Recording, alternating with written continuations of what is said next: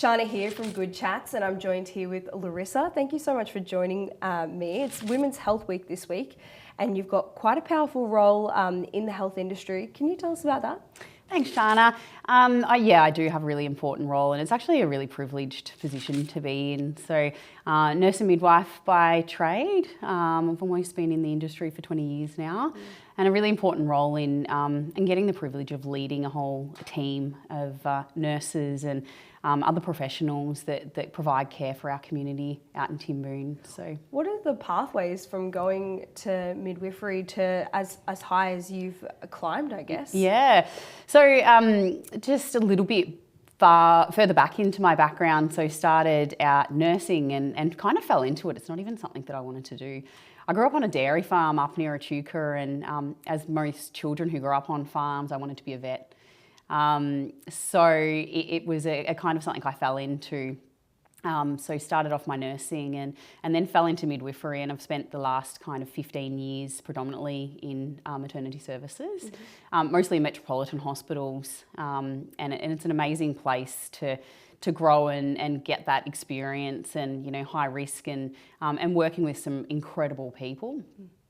So working my way through the industry and both back and forwards in the nursing and midwifery sector has provided me with the level of experience that, you know, you just take on those tools as you kind of go, and leading different teams and leading complex teams in really, really challenging environments, and in maternity in particular, when you've got a mum and a baby and a whole family, brings on a whole level of different complexities. And, you know, the privilege of leading those teams and ensuring that they've got the right environment to thrive, to be able to do their job properly, is such a privilege. And so I've now been in an executive position out in Timboon for the last over 2 years now, and we don't have maternity services out there, but we do have a huge breadth of different services.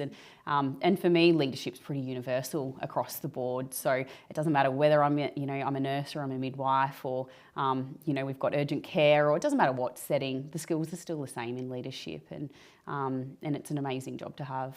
Coming somewhere from regional, Echuca is quite regional as it gets, I would say, or rural. How did you go in the big smoke, and then trying to take on as much information as you possibly could while also practicing the skills that you'd spent so long learning? Yeah, it was pretty intimidating. Yeah. So moving down here for uni, so it was nice to kind of make that slow transition from living on a farm and then moving into town here in Warrnambool, and then to moving to Melbourne to work. I started off at the Alfred there, so it was incredible. Big jump though. Big jump. You know, driving in traffic, all of the things that country kids aren't used to doing. Yeah. And it was pretty daunting for a while there. So it didn't take us long though to move back to the country, and we've lived in Woodend previously, which gave me the ability to still work in the city at the time, and then back to Warrnambool about 8 years ago.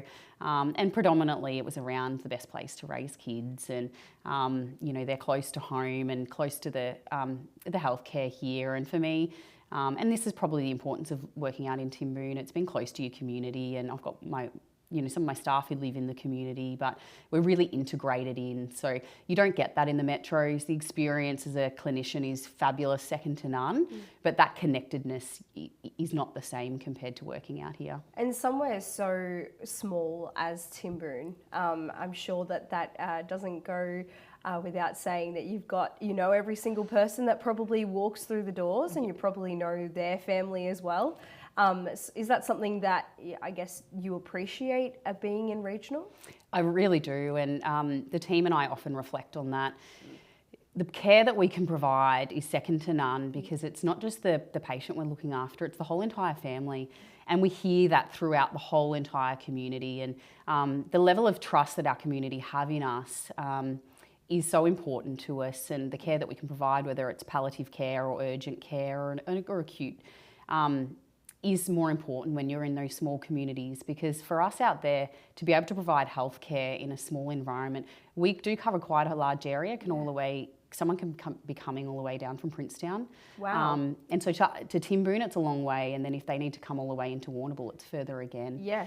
So to be able to provide an exceptional, high quality environment out there means that people will access care. Farmers don't like to access care until they're really unwell. So the fact that we can provide care to them in an environment that they're comfortable with people that they do know.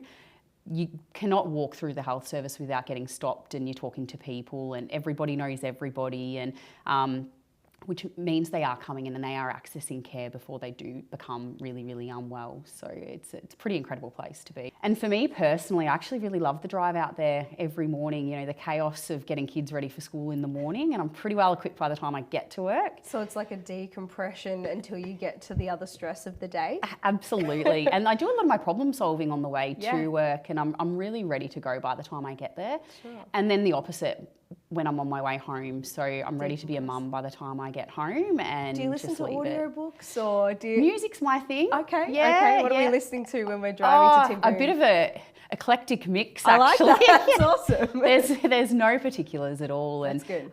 Variety is the spice of life, isn't it? It really is. And or the opportunity to ring, you know, family members, you know, often be on the phone to my sister on the way home, because I don't get that opportunity when I'm at home and the kids are needing my attention, or at work. So you do talk to a lot of people, and once they make that first final decision that, you know, that they want to travel out there, we do have people that will travel together.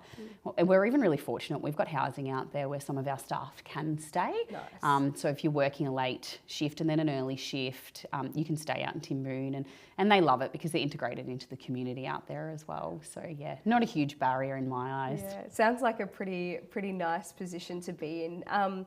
Speaking of your position, you said earlier about having a knack for problem solving, and of course it's Women's Health Week, and I feel like women are really good at problem solving.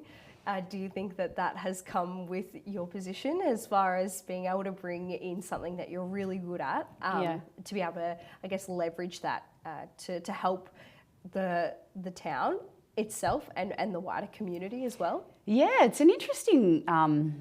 I never realised that I enjoyed problem solving, or I was good at problem solving. And it, you know, on reflection, it probably started from when I was quite young. And it probably, most definitely, you know, nurses and midwives, we're pretty good at multitasking and that critical thinking.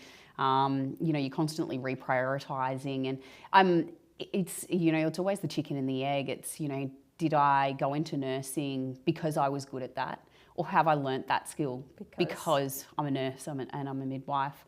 So I'm not exactly sure which one. I think it finesses the skill that you already have. But that ability to problem solve and, you know, critically think, but it's more for innovation for me. And so it's not necessarily that something's not being done the right way. It's just there's always ways that we can, you know, tweak and improve things. And, you know, the beauty of healthcare is innovation's massive, and it doesn't have to be big. And when we're looking at our consumers and what their needs are, it can be just the tiny little things that make their experience so much better. And, you know, in a small rural health service, there's so many benefits in terms of decision making and who do you need to talk to, and involvement with the community and the workforce. And they're probably my biggest asset in terms of, you know, I always say to the new staff members when they start, all I want you to remember is nothing's off the table. So if you think something needs to be done differently, or you've seen something that's really cool out there that we should be doing, just ask. Wow. So many moving parts. Yeah. So many. And then you go home and be a mum. And then you're also a part of the district league as well. How are we juggling this? It is a juggle, and for teenagers is that is hard crazy. work, hard work. But I guess when you've got the passion and drive and, you know, working with teams and bringing out the best in everyone, and the leadership skills that I do have, and the way my brain ticks these days, you know, kind of ticks strategy and governance. And it doesn't matter whether I'm working with clinicians in a health service or working with clubs. Or your 14-year-old children. Or, they're hard, you know, hard work across the board, and the juggle is absolutely real. But once again, you know, I've spent some really great time with clubs this season, and it's so invigorating to watch, and they're all volunteers, and they're just exceptional. And I'll often, very similar to my workforce, I'll sit and just watch and in admiration for the amount of work that they put in.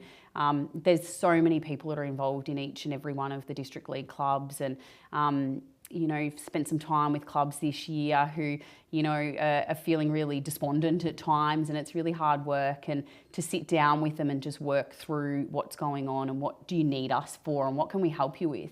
To to see that conversation change midway through, and they've got hope, and they've got, you know, can we do this, and how does this work? And once again, being able to bring out the best in them is something I really love doing. And so, you know, you're doing all of this for others, but how do you look after yourself? Like, karaoke on the way to and from Timboon does make sense. Does help, it does help. What does that look like for Larissa? Bright and early starts, So bright and early, up at 4 o'clock in the morning, best part of the day. It's nice and quiet. My husband and I will go for a walk down at the beach. Nice. I'm at the gym by 6 a.m. and that's probably a huge piece of the puzzle for me. Yeah. I've got a really great crew, 6 a.m. crew at Mint, the gym that I go to, and they're just, it doesn't matter if I've had a hard day the day prior at work or whatever's going on in life in general, or what I'm about to face in the day.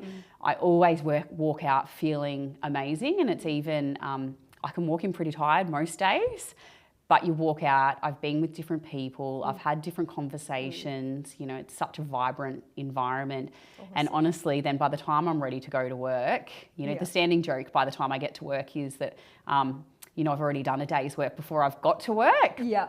But you just make it work, and you fit it all in, and it's an incredible part of what makes me tick. That makes me beg the question, if you're waking up at 4 a.m, what time is bedtime? Very early. Like 8 p.m? If I'm awake by 8:30, that's late. Yeah, okay. Yeah. Okay, yeah. yeah. And So, that's valid if you're waking up.